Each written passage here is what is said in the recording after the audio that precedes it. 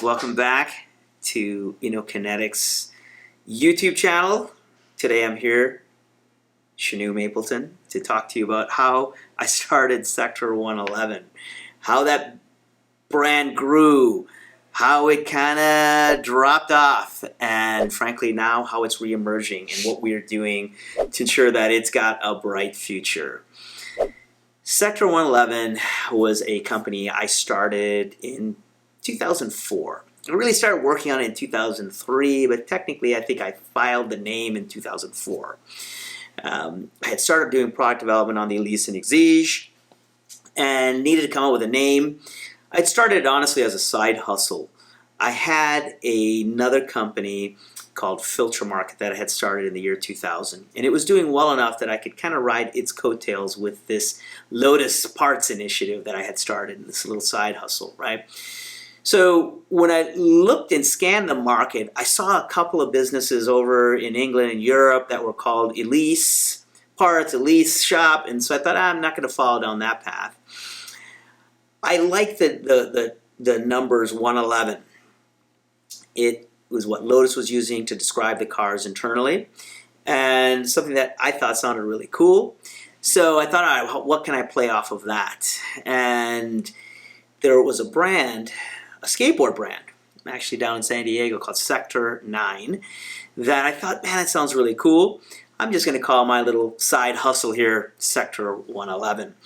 As it turns out, there's actually an English company called Hangar111 that started right around the same time. And I didn't know they existed because, internet at the time with certain websites and certain companies, they weren't quite as established online. And so I hadn't found that myself. But regardless, we started Sector111. So how did I come up with the logo? Well, I actually worked with a logo development company called the Logo Factory. They were actually based in Canada and came up with this design and thought, oh, this is really great. And so we launched it. That was all really cool. Well, one aspect of Sector111 is actually our icon. That's like the stacked ones, right? When I talk about a logo, Sector111, and icon, the stacked ones, it's kind of like the Nike swoosh. Well, I came up with that stacked one icon actually at lunch in Julian, up in the mountains. We were on a run with the Porsche Club, and we had stopped for lunch, and I knew I needed something like a Nike swoosh, and I sketched out the stacked 111s, and that's how that whole thing started. But looking back on Sector111, we started that business, and we were doing parts for Lotuses, and the Elise and Exige in particular, and we started developing some of the very, very best products, frankly, on the planet for the cars. But from there, there's always ups and downs, right? We had a recession that we got ourselves through in 08, 09. Well, we started spawning and getting other variants, or getting into other markets. So I started a business called Caposphere. We were doing parts for the Pontiac Solstice and Saturn Sky. We were doing parts for the Mini Cooper. And we started this business called Rev111, which ultimately morphed into a business called Metal Cloak, which is a very successful off-road Jeep business. And my Filter Market business was continuing to grow. So we started to do the parts for Lotuses, but then we started selling cars. So in 2010, we became an Ariel Atom dealer, and we quickly became their very best dealer. We started importing. We were the original importers of the BAC Mono in 2011. And we also started to develop our own car and start offering the Draken in 2015. So as we grew, we were finding other opportunities that we could get into as things like Lotus sales were softening. In 2011, Lotus stopped importing and selling any new Elises and Exiges. They had Evoras, but even then, the Evora, they stopped supply of that car for a year or two. So we needed to look beyond to see how we were going to continue to grow and make the business viable. So all of a sudden, this brand, Sector111, which really signified the 111 platform, was doing a lot of different things. So we did the parts, we started doing service, right? Customers started asking us to service their cars. We originally weren't doing service, but we were doing R&D on our cars with all the product development that we did. We campaigned a race car in Lotus Cup. And so we were servicing and we were working on cars, we were building cars. So we thought, hey, why don't we incorporate service as well? So we started servicing Lotus cars. Well, we then also started doing restoration. I partnered up with a father and son who really kind of encouraged me to help get a restoration part of our business going. We started Black Shadow Motors. So we started branching out and getting beyond. We started flirting with Tesla parts, doing parts for Teslas. We started looking at overlanding. Well, as an entrepreneur, you're always looking and hustling, trying to find the opportunities that you can kind of fill and things that you can do well. Well, COVID hit.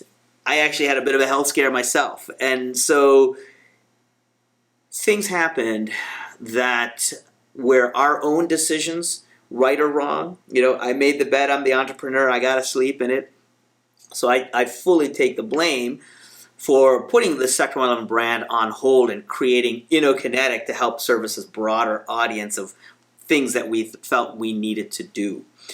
So there's even a deeper backstory, an interesting business backstory behind all of this, but you'll have to take me out and buy me dinner for that full story. But regardless, as entrepreneurs, we are used to a roller coaster ride, but we also know that if we don't hustle and we don't make things happen for ourselves, they won't just magically appear. So we made that decision to start the InnoKinetic brand, which was going to hit a broader audience. But what we learned is that the Sector111 brand was still really a brand that many of our Lotus clients held near and dear to their hearts. I would go to Lotus events and those guys are still wearing our hats or they're wearing our shirts and asking me, hey, what's going on with Sector111? Well, we are still doing parts for the cars, and so what we realized is we need to get and bring back that brand as a parts brand and focus it specifically on Lotus parts and Lotus parts only. So Elise parts, Exige parts, Evora parts, and then of course new Emira parts. So you're going to find now that we are bringing back that Sector111 brand as a Lotus parts focused brand. Things like our 111 RS, which is a comprehensive a car that we create with our Sector111 parts. We realize that the brand is simply too important for us not to have at the forefront of who we are. So anyhow, to that end, we actually also updated the logo. Now I'm keeping the icon the same because I love it so much. But we actually have updated the Sector111 logo. It's probably over a year ago now. I actually have another company, a creative agency called Brand Assassins.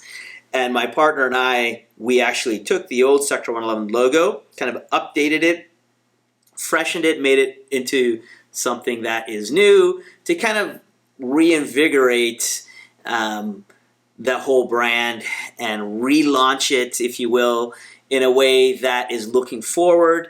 And so in 2023, you can expect to see Sector111 reemerging as a Lotus Parts focused brand. So those of you who have encouraged me to do exactly that, thank you for that. Steve, Rob, Luke, you guys were certainly some guys that really encouraged me to relook at the Sector111 brand. So thank you for that encouragement, or maybe more appropriately, kick in the ass. And so anyhow, thank you all for watching. The life of an entrepreneur never ends, and the roller coaster ride continues. But we're very excited to be here supporting all of you guys. Don't hesitate to reach out to us. If you haven't subscribed to this channel, please do so now. We've got a host of other videos planned for the year. and they will be coming out on a regular basis. So thanks for tuning in. We'll see you next time.